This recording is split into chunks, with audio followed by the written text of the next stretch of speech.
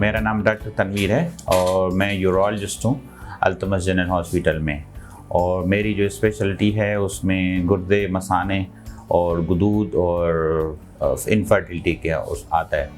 आज जिस टॉपिक पे हम बात करें वो है प्रोस्टेट ग्लैंड या मर्दाना गुदूद भी आप इसको आम ज़ुबान में कह सकते हैं। बेसिकली ये एक दाने की तरह या दाने से थोड़ा बड़ा गुदूद होता है जो कि इंसान में मेल में मौजूद होता है और मसाने से थोड़ा नीचे और पेशाब की नाली इसी के अंदर से गुजरती है।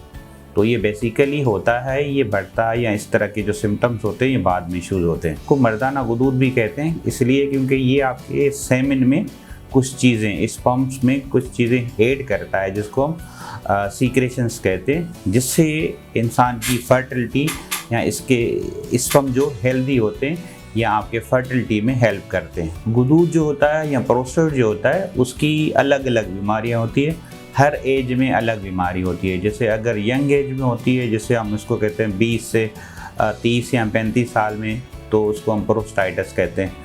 और 40-50 से ज़्यादा तो हम इसको गुदूद कहते हैं या इनलार्ज प्रोस्टेट या BPH कहते हैं। जो कॉमन बीमारी है यही है जो कि हमें पता है इसमें।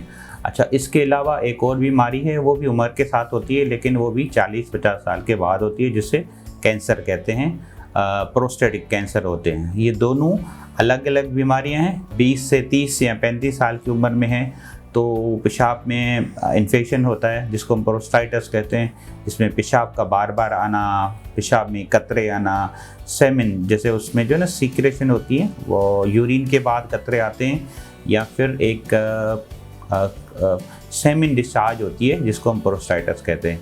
अच्छा, दूसरा पेशाब में कभी कभी पेशाब के आखिर में खून भी आता है। तो और या फिर जब हम किसी से मुलाकात करते हैं बीवी वगैरह के साथ, तो उसके बाद सेक्स के बाद जो है ना उसमें पेशाब की नाली के अंदर कोई तकलीफ़ होती है या जलन होती है। तो ये यंग एज की निशानियाँ हैं जिसको हम प्रोस्टाइटिस कहते हैं। ये भी गुदूद की एक बीमारी है। अच्छा, दूसरी गुदूद की जो बीमारी है जो कॉमन है, जो हम सब लोगों को पता है, वो है BPH। ये उम्र के साथ गुदूद जो है बढ़ता है।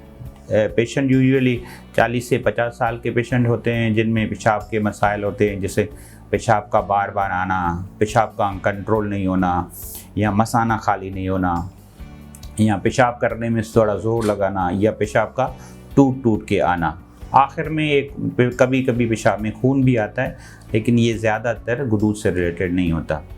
तो ये अगर 40 साल का 50 साल का बंदा है और उसमें पेशाब के मसाइल हैं, तो ये पहले हम सोचते हैं वो ये मर्दाना गुदूद या प्रोस्टेट इनलार्जमेंट हम सोचते हैं। कैसे पता चलेगा कि ये गुदूद है? और अगर कंफर्म हो गया कि आपका गुदूद के हैं सिम्टम्स, तो फिर जो है हम यूरोलॉजिस्ट होते हैं या किसी भी यूरोलॉजिस्ट को जो आपके नज़दीक है या फिर उसे कंसल्ट करें, वो आपको कुछ इन्वेस्टिगेशन या कुछ टेस्ट लिख के देगा।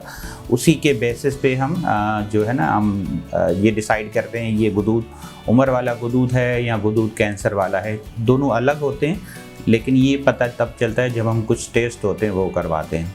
उसमें आपका एक अल्ट्रासाउंड होता है प्रोस्टेट का, जिसको अल्ट्रासाउंड प्रोस्टेट कहते हैं या ट्रांसरेक्टल अल्ट्रासाउंड भी कहते हैं।